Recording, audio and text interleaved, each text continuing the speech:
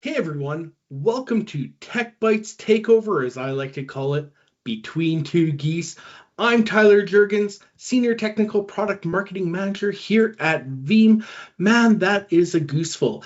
But along with me here today, I've got Matt Crape. Matt, why don't you introduce yourself? Tell the folks what we're here for. Yep, thanks for the introduction there, Tyler. My name's Matt Crape. I work alongside Tyler here. We're both in technical product marketing here at Veeam, and we are thrilled to be here today. So we've got this little scheme that we use for this show where we tie things back to the 32110 idea, the zip code for resilience, if you will. So this time around, we got 3 Veeam Data Platform features that we're going to talk about that were announced last week at VeeamON. We're going to give you 2 teasers about the Data AI Command Platform, which once again, if you saw the VeeamON keynote, you'll have an idea of what that is. We're going to have one demo where we're diving deep into the AD forest recovery, and we're going to give you one story straight from the community, something that we saw out in the wild that we thought, you know what, this would be a good thing to kind of go back and forth on, discuss with, get some input from the community. And lastly, we're going to give you 0 regrets for tuning in.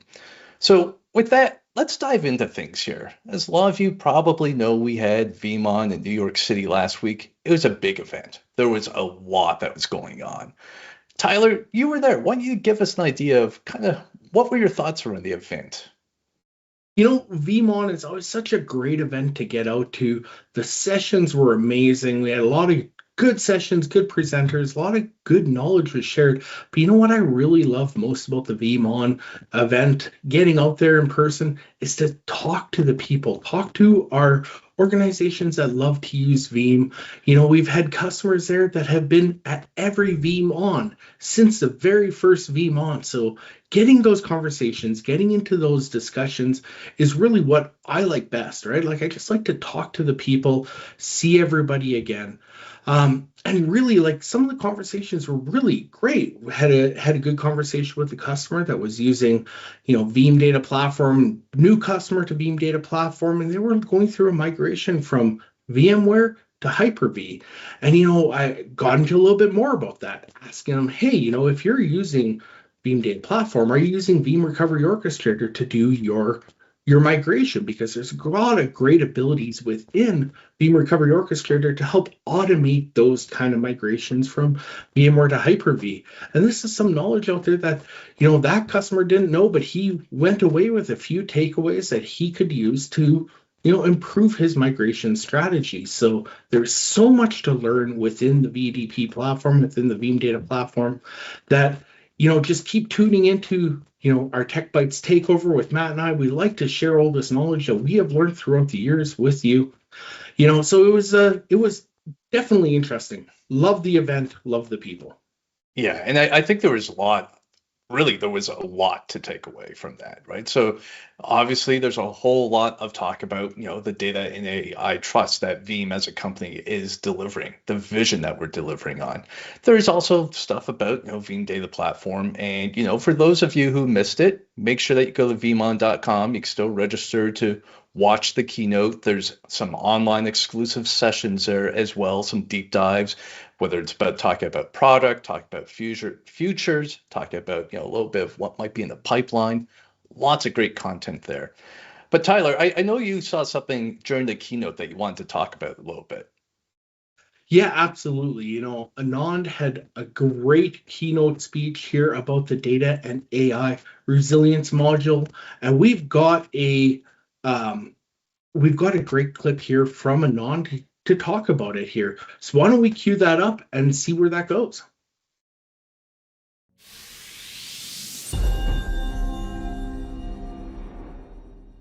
Because you can't navigate uncharted territory, which we are all in, without a map or a roadmap. So we built one in partnership with McKinsey and informed by over 300 CIOs and CISOs. We are announcing the Data and AI Trust Maturity Model. Now, a lot of you used our data resilience maturity model, which we had launched a couple of years back in a very effective way to create your own roadmaps for effective resilience. In line with Veeam's evolution from being a data resilience company to being a data and AI trust company, this is a practical, prescriptive roadmap for the path no one has ever walked before. 4 pillars: making sure your data is understood, making sure your data is secured, making sure you have the best resilience posture possible, and making sure you have the right approach for unleashing your data for AI. So 4 pillars, 12 dimensions, 49 sub-dimensions within each of these, and 5 maturity levels across all capabilities to make sure that your data is going to make sure you are able to be successful in your company's transformation for AI. It shows where you are today. It shows where you need to get to. It shows you the milestones along the way.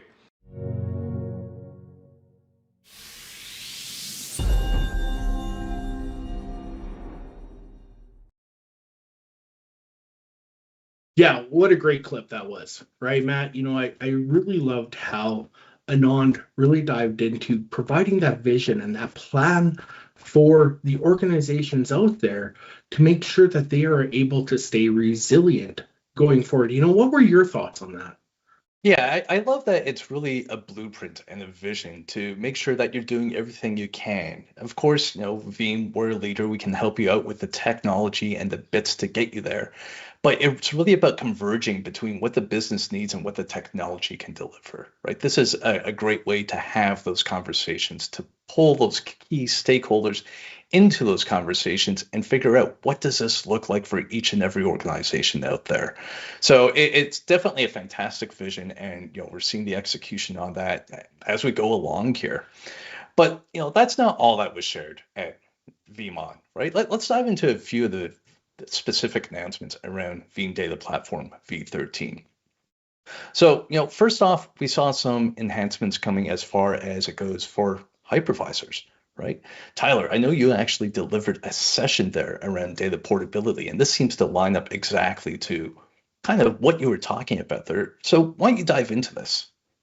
Yeah, absolutely, Matt. And our data portability is so strong. Our story there is amazing. We're able to really help any organization out there go from one workload on one hypervisor to any different hypervisor there within our supported platform. And we've got these new hypervisors coming, such as Red Hat OpenShift, Citrix XenServer, XCP-ng, and Sang4. And those are all coming in with our new Veeam 13.1 that is coming here relatively soon, sometime later this year. And that allows us to be able to give you the ability to cover up to 95% of hypervisors existing in the industry. And there's always more to come. We've got that Universal Hypervisor API that allows us to onboard more of these hypervisors out there all the time. So this is what we've got coming soon, and there will be more to come after that. And I really like, the Red Hat OpenShift story there. It's, many of you out there are thinking, hey, that's a containerized platform. You're now offering support for that. Yeah, absolutely. Within Veeam Backup or Replication, you can now back up those Red Hat OpenShift VMs that sit on that containerized platform with the tools that you know and love today. You're not shifting to a different tool. You're not switching to doing something different and learning something else that is just going to cause, a bit of a shift in how you have to think about it. So we're loving that we can come on here and just share this knowledge with you. And I love that this data portability story keeps getting stronger all the time. So when we got workloads, many of you are maybe using something from a legacy hypervisors, one of the big ones out there, and you need to move to something different. Not only can you move with Veeam, but you can stay protected after the fact. You're not having to switch platforms. You're not having to go and try to figure out how are you going to stay resilient in the future, no matter what that means for your business. And you don't have to get stuck on one choice. We hear that all the time with our customers, Matt. I know you've heard it lots. I hear it lots where our customers say, what am I going to do? Like, if I pick Proxmox, but that's not the right choice for my business, am I stuck? you're not, right? You're not stuck with Proxmox. You can continue to switch to a different hypervisor. Maybe Proxmox is perfect for your business. We can get you there, but we can get you elsewhere too and keep that resilience strategy for your business all throughout.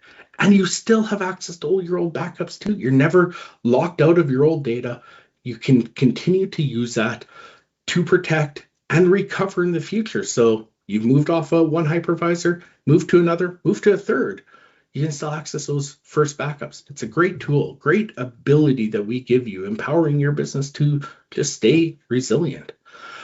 Well, But you one know, of the Matt, great things about that as well, though, is maybe you just want to test the waters, right? Maybe it's a matter of not even moving. Say, hey, there's like 5 different hypervisors. Let's figure out which one works best for each workload. There's a way they could do this without really doing that full commit either. So it's not necessarily a one and done. Let's face it, a lot of organizations are sticking with what they have, and there's lots of enhancements coming in 13.1 to basically, let's face it, the core of our platform, which is a lot of Hyper-V and VMware. So we're able to meet customers where they're at. But with this expansion, it's also about, meeting where they're going as well. So I know as we've been talking, Tyler, there's been a ton of chatter in the chat, which I love, right? So is there anything in there in particular that we want to take a moment to address as we're going along here? There are lots of good comments, and I think we're addressing them as we go here. Chris Spencer says, a lot of the benefits of that data AI command graph just expands that security, governance, compliance, context to keep your customers safer. And like you've hit the nail on the head there, Chris. It's a really great way to give our customers those extra abilities. And Ron says, it's good to see the data AI command graph transform passive backup repositories into real-time contextual intelligence layers. Exactly, Ron.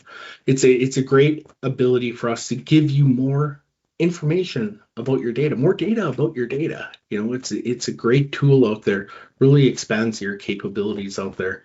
But before we move on here about the hypervisors, I wanted to ask, are there any hypervisors you're excited to see next? Any of the hypervisors we're bringing out to you in 13.1?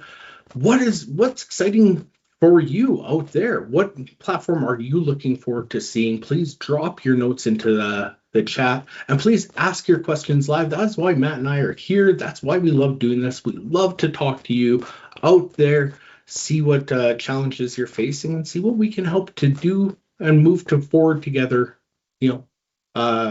With us all. So, Matt, I think there's a blog you want to share. Yeah, absolutely. So we talked a little bit about the hypervisor stuff here, right? But that's not all. That's what's new here in, coming in 13.1. So let's highlight a couple of these things. Well, we'll scroll through this. So first of all, I want to call out, we've got this, be the first to know page. So if you're interested in, finding out when is 13.1 coming, you want to sign up for it, got an easy wait list to join here. So you can just pop in here right in this blog post, link right to it, sign up, and you'll be on that first to know. But what else do we have? Right, so we actually saw some great expansion with what's coming with our threat detection, right? We're broadening what we could do a little bit with this, and we're also expanding on what we do today. So this image here was actually shared during the keynote, and if you go back and watch it, you'll be able to see it in a little bit better fidelity. But some of the key things that were called out is a simplification from the architecture standpoint, streamlining the port requirements, streamlining the firewall requirements. But we also see some other interesting things on here. So on the far right, we have the AD force recovery, which we're going to jump into in a lot more detail here shortly. But we've also got some stuff here around NAS and cloud threat detection. So one of the neat things that we're really doing here is we're introducing that threat detection for these workloads. So we've already got threat protection for cloud workloads. We're enhancing the capabilities. As some longtime Veemers might know, we've got essentially a suite of malware detection capabilities that we're able to perform, from inline scans, guest file indexing, Veeam Threat Hunter, entropy scans, all sorts of different things. So we're expanding upon what's already there for the cloud workload. So that's good to know, right? More threat protection. It's another tool in the tool belt, something very critical when it comes to protecting your workloads, regardless of where they are. Because let's face it, most organizations don't just run things in one location anymore. So you really kind of need that breadth of tools that we could detect threats with. But I want to circle back to that first part, the NAS, unstructured data. Being able to perform threat detection on that is absolutely huge. So now you have these large, basically chunks of data that we've been able to back up, protect for years. Now we're bringing that threat analysis to those workloads as well. Why is that important? Well, it's also one of the biggest impacted areas when it comes to ransomware attacks.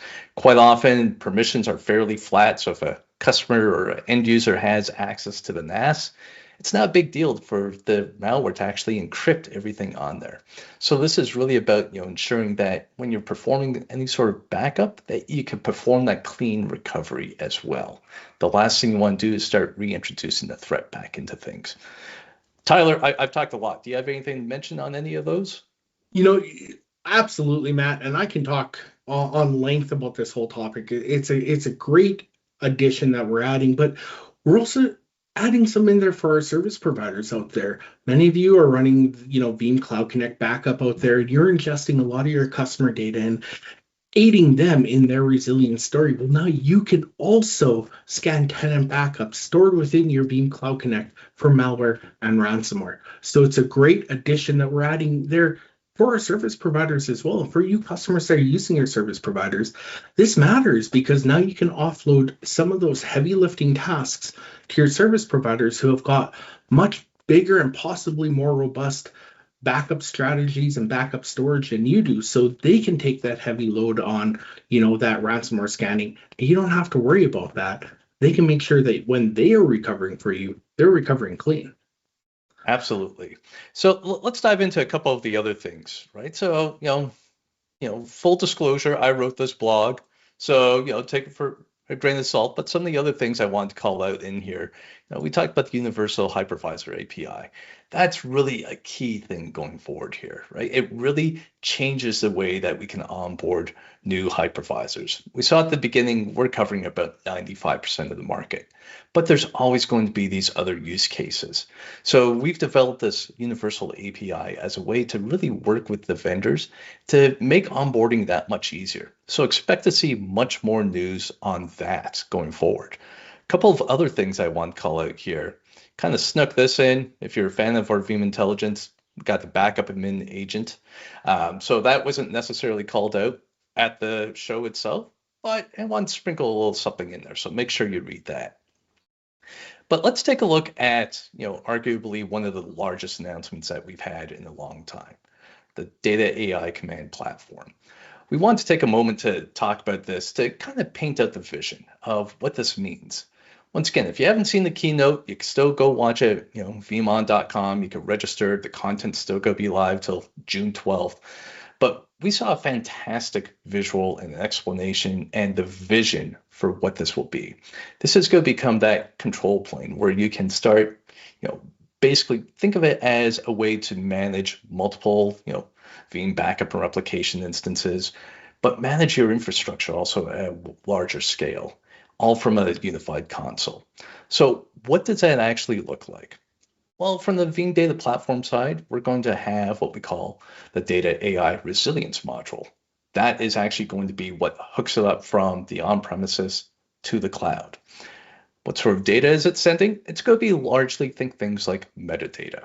So your backups aren't being migrated, there's no sort of real migration process. None of that takes place. This is really a simple, streamlined onboarding process, which honestly is fantastic, right? Many of us have tried to onboard tools in the past and you find it's cumbersome. This is actually going to be very streamlined. Now, within the blog itself, we've got a video. I'd encourage you to, once again, go and actually watch it. But this will show you kind of at a glance, what will this look like? It gives you that unified visual of maybe I'm looking for a specific file across my entire data estate. Maybe I'm trying to understand that contextual awareness. What is the impact of restoring this file? Who's touched it? Where has it lived? Maybe I've got some sovereignty issues I'm concerned about. So it really does kind of change the way that we start looking at things. So it's a huge, huge announcement. be on the lookout for a lot more. Once again, check out the keynote if you haven't yet. Stay tuned for future VeeamON events. We've still got London coming up. We've got Sydney, Australia coming up, and there's VeeamON tours that are in full effect as well. So lots of goodness there. Tyler, anything to add about this? I think you hit the nail on the head there, Matt, but I really want to get into one of the features that you scanned past there on that blog there really quickly. And for you folks at home, you might have noticed that we're talking about some AD forced recovery, right? So what does that mean, right? We're getting into the ability to actually orchestrate that AD forced recovery. And Matt, I know you've got, their link there for the Microsoft best practice guide that we can pull up. There's a lot of steps to go into to do a full AD forced recovery. It's a lot of work, a lot of things you have to be very meticulous about. And definitely you can do this with Veeam as it is today. We want to make that a little easier for you. We want to script a lot of this and take some of that human error out of the equation. Because I know when I've been going through, I've got my feet to the fire, pressure is on. You don't always read every single word in the document as you're trying to go through and recover. We want to make sure that this is a little more seamless for you and gives you that confidence to be able to do an AD forced recovery. And Matt, before we jump into that AD forced recovery itself, and that identity resilience piece that is so important for our organizations out there, why would somebody need this AD forced recovery? What is the real benefit to them? Yeah, absolutely. And you probably saw me. I clicked on the link here and it's loading. And what that is it's a link to the Active Directory. Basically, think of it as the manual, the documentation, 4,000 plus pages, right? So granted, yes, AD force recovery is a subset of that. And you might have seen me scrolling through this. And Tyler, as you mentioned, there's a lot of steps involved, right? Why is AD force recovery so critical these days? Well, for the most part, it comes back to that whole identity resilience, right? You need it because with threat actors trying to get into environments, sometimes you even just have inside malicious users who are just trying to take advantage of the organization that they look for. If you get locked out of your Active Directory, that's kind of it. It's game over. It makes things significantly harder to recover, whether it's a matter of how do you identify all the compromised accounts, or maybe it's a matter of how do we perform a full recovery because we can't trust anything. So there's a lot of reasons why, or maybe I should say a lot of scenarios where you might find yourself looking at AD forced recovery. But as we've highlighted, it's complex. You're probably not doing this, on the best day of your life. You've probably already put in several long hours. You're probably, there's a good chance it might be the first time that you're doing this, right? Which is fine. There's first time for everything. But one, misstep, one typo, things could go wrong, pretty quick.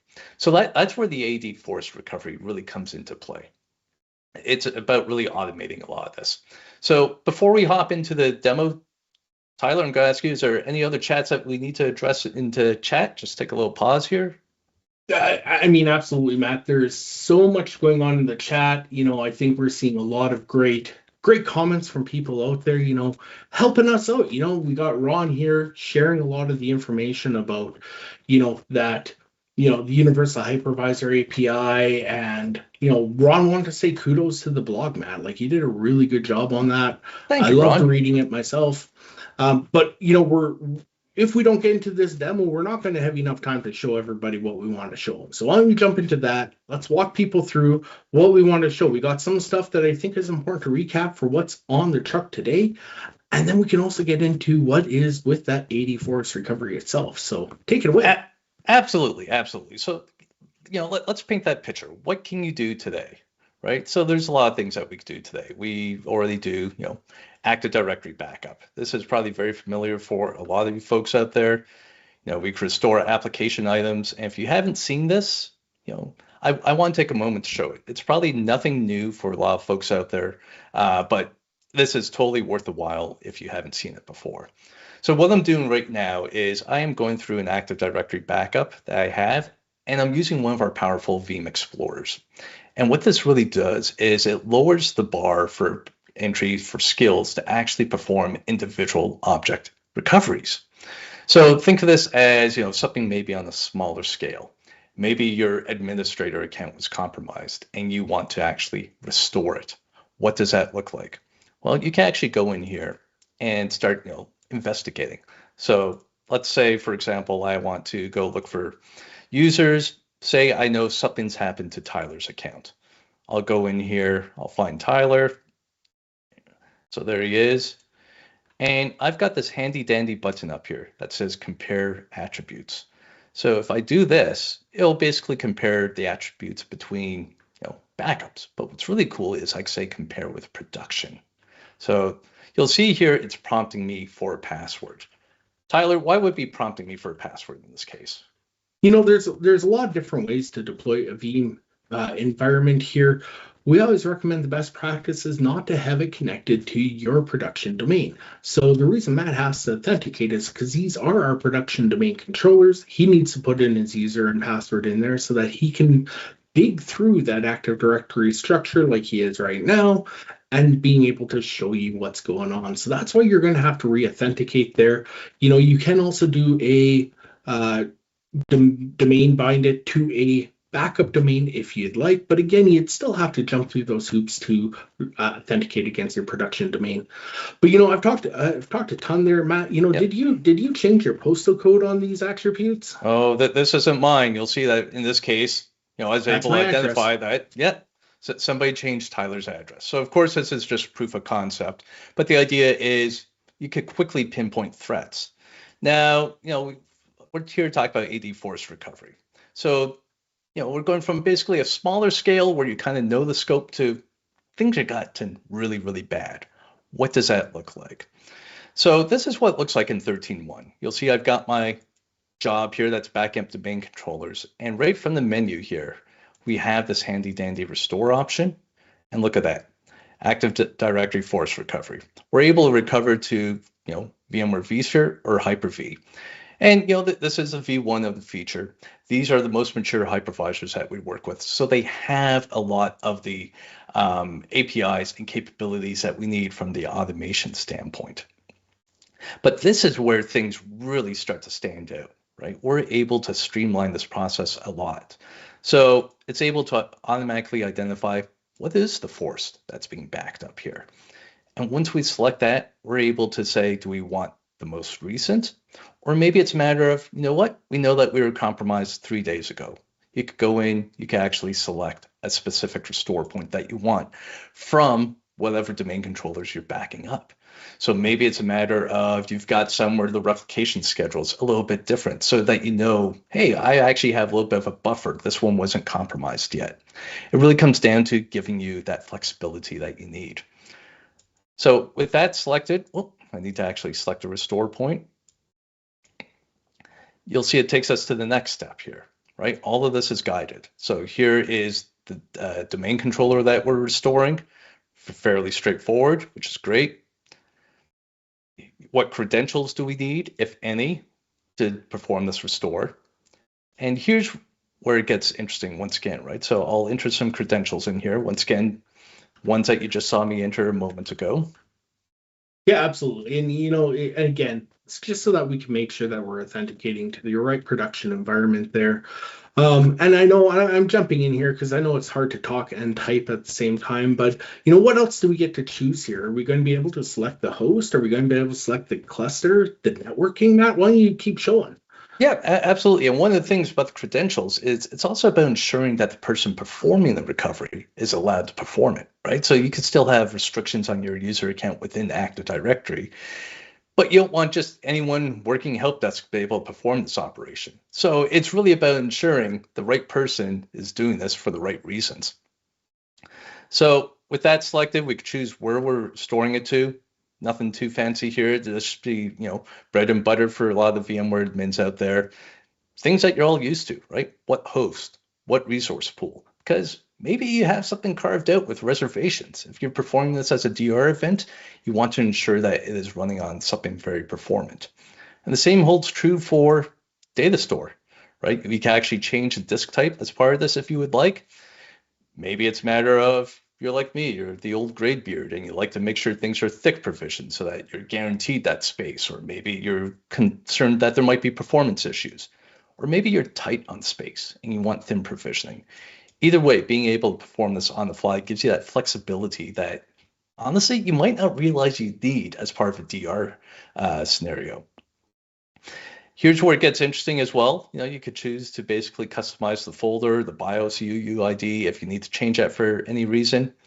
But where I think this really shines the most, oh, see, good warning in here. Definitely don't want to overwrite anything. So that's what the customize button is for, right? We can add a prefix, we can add a suffix, right? We've got your back. Make sure that, once again, if you're performing this during a DR event, you're probably stressed. You don't want to rush through things. So this is where it gets interesting. Target, right? You could disconnect it from the network. You can basically have it maybe provisioned off to a completely segregated network, whether that's to ensure that you're restoring to like a clean, isolated environment, or maybe you're performing some sort of DR test. We give you that capability of spinning up new networks, or rather leveraging networks that you might have spun up specifically for this. So in my case, I'll keep this as a default, but disconnected. And once again, if you've leveraged any of our sort of failover rules in Veeam Backup or Replication before, you know that we can actually start doing re-IPing. So once again, really, really interesting when you start thinking about, I'm going to restore this to somewhere new with a new IP address. You can plan all this out ahead of time. That way, if you find yourself ever in a situation where you do need to perform something like this, you're actually already prepped. And with that, we are brought to the summary screen. Now, Tyler, should I hit finish on this? Oh gosh, no, Matt, because these are it is our lab. But again, if we walk through this and connect to the wrong network or whatever, now you got duplicate domain controllers in there. Matt didn't go and re-IP anything, so now we got duplicate domain controllers, duplicate forests on that same network. Man, that would cause a mess. So please, when you're out there, do your due diligence when you're going through and running through your DR tests to make sure that you isolate everything away from your production environment. Because, man, I have had to decouple a mess within Active Directory in the past, and that is definitely not a fun day. So we don't want to make sure that you need to use this feature by accidentally testing it in the wrong way. But yeah, it's, I love that networking because it gives you that ability to then isolate and run through your DR scenario in the worst case situation. But Matt, I think we've had this awesome demo. I love to see this in person. I love to actually see what we're able to do and how this makes it easier for all you people out there that are going to need to potentially run through this or definitely have this as part of your DR plan. We have a question from the community, Matt. We love to bring those up and show people what is going on there. And like this one really came to mind right away. It's very recent post I found on Reddit where a gentleman here was struggling with a scenario. He had went through, was asked to create a policy to shut down the PCs at 8 p.m. to do a bit of power saving, that kind of thing. And he ended up creating a group policy object. But along the way, he made a little bit of an oopsie daisy. And we've all been there. If you're any kind of sysadmin that's been in the job for any length of time, we've all brought down production at some point for some reason or other. So this isn't, uncommon to see out there. Human error still happens.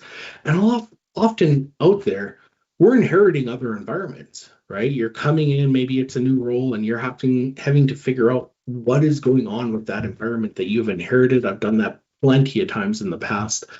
So yeah, this gentleman out there went through, created a group policy object, but he put at the root of his domain and ended up accidentally as well had that group policy object enforced immediately. So now all of a sudden, all his VMs, all his workstations, all his computers in his environment started shutting down, right? He'd tried to bring them back up and they'd shut down immediately again because that group policy was just keeping on being enforced. And the story gets a little worse too, because now he has all those machines out there BitLockered, So he's got them encrypted. So even when he tries to boot into safe mode, now he gets prompted with his BitLocker encryption keys. And Matt, why would that be a challenge? Oh, yeah, talk about a bad day, right? So yeah, you can't get to your BitLocker keys, you can't unencrypt anything, right? Now, the irony of this is, from a metaphorical standpoint, it's basically like locking your keys inside your car, right? The car is safe, but you can't get back in.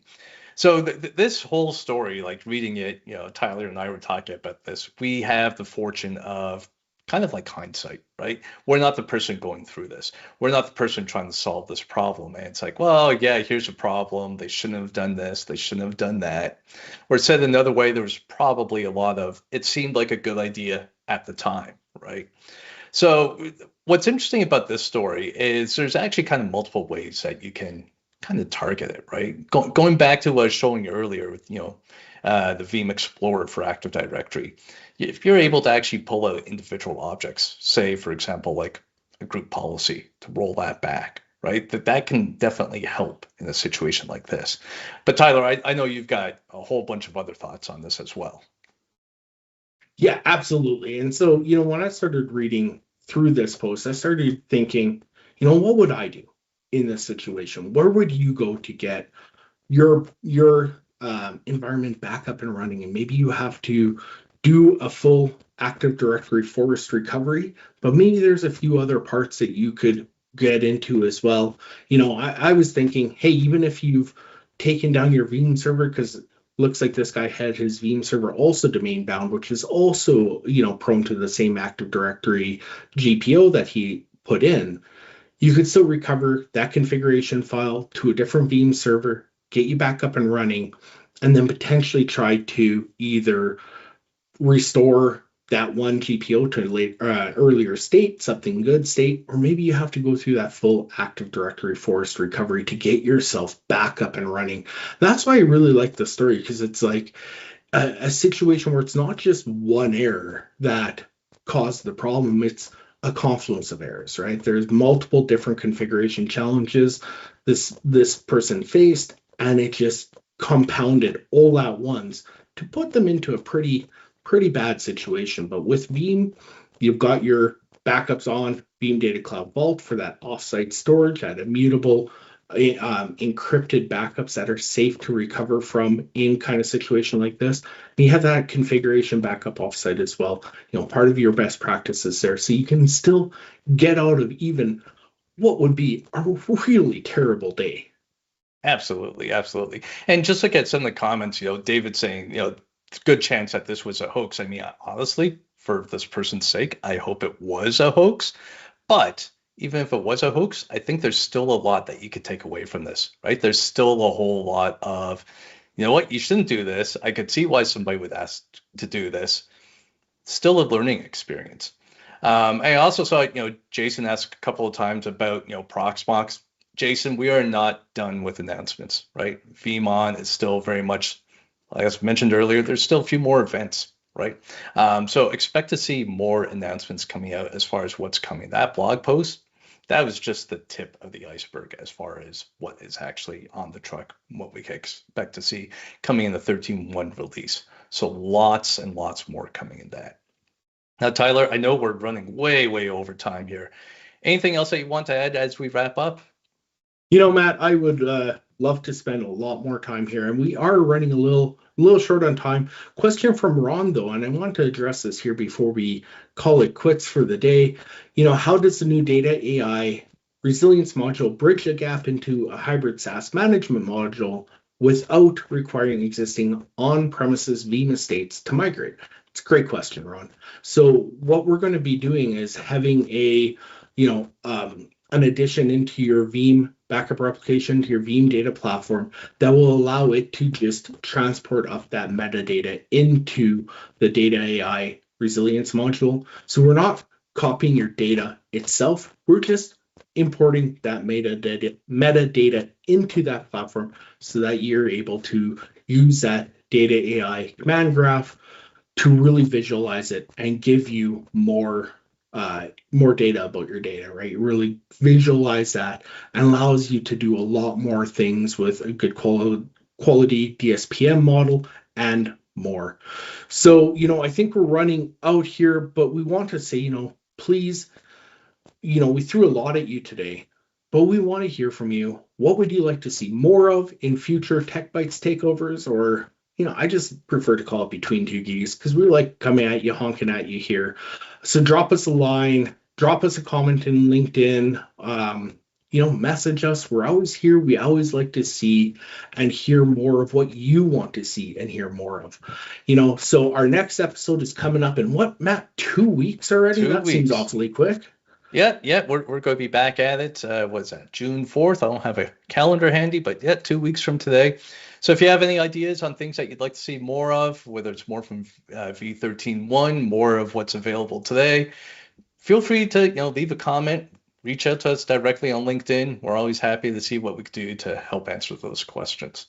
So with that, Tyler, thanks again for another great episode. Thanks for everyone for tuning in. Thanks for all the activity in the chat. We've been trying to stay on top of it as best we can. It gets a little tricky when you're doing this live, but we appreciate it all. Absolutely. Honk at you later, folks.